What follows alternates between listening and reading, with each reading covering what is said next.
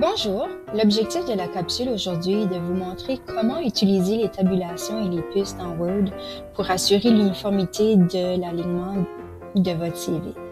Ça fait plus propre, puis l'autre objectif aussi avec ça, c'est de vous assurer que à long terme, ça ne bouge pas.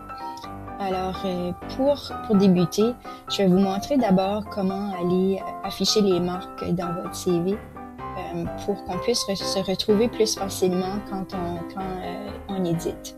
Après ça, vous pouvez l'enlever là, parce que ça fait plus propre.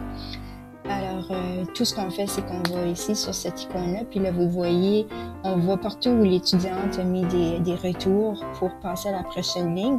Puis, on voit aussi d'autres détails.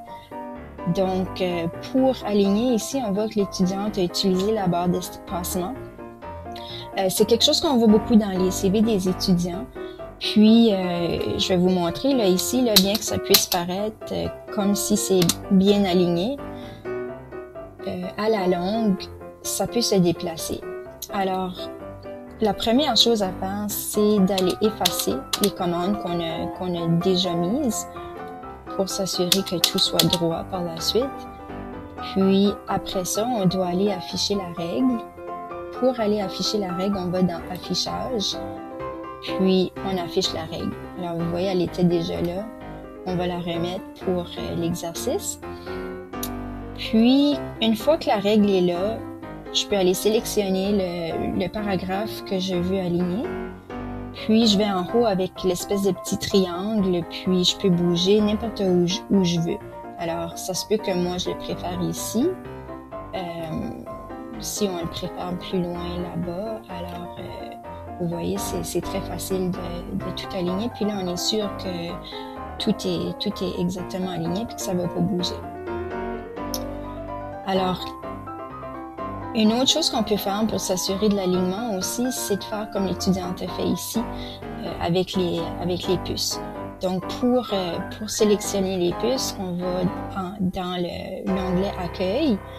On va sélectionner cette icône pour les puces. Puis, on va aller sélectionner les lignes comme l'étudiante a fait pour assurer l'uniformité également. Puis, voilà, le tour est joué. Une autre chose que je vais vous montrer aussi, alors si on va dans le CV de cette autre étudiante ici, il y a certains étudiants qui choisissent de mettre la date à l'extrême droite pour aérer un peu leur CV. Pour faire ça de façon appropriée, alors il faut surtout pas faire la barre d'espacement ici non plus, parce que ça vient à bouger. Le tab non plus est pas idéal. Ça peut faire, mais c'est pas idéal si vous avez pas mis le taquet. Alors ici, on triche là, parce qu'il y avait déjà un taquet. Je vais vous montrer comment aller le faire de façon appropriée. Donc, pour qu'il aille à l'extrême droite puis qu'il bouge plus, il faut aller mettre une tabulation. Donc ici, on voit la tabulation droite. On va aller la placer à l'extrême droite. Parce que c'est là que je veux que la date s'arrête. Alors là maintenant, avec la tabulation, vous voyez, c'est exactement où je veux que ça soit. Puis, si je veux faire la même chose avec la prochaine date pour que ce soit uniforme partout, donc je vais faire la même chose, je vais mettre le taquet. Puis là, quand je vais mettre Tab, vous voyez, c'est exactement au même endroit. On peut même y aller avec la règle là, pour montrer. Alors vous voyez, tout est droit, alors on sait que ça va rester comme ça, à moins qu'on change la commande. Alors c'est tout pour cette rubrique. Bonne journée!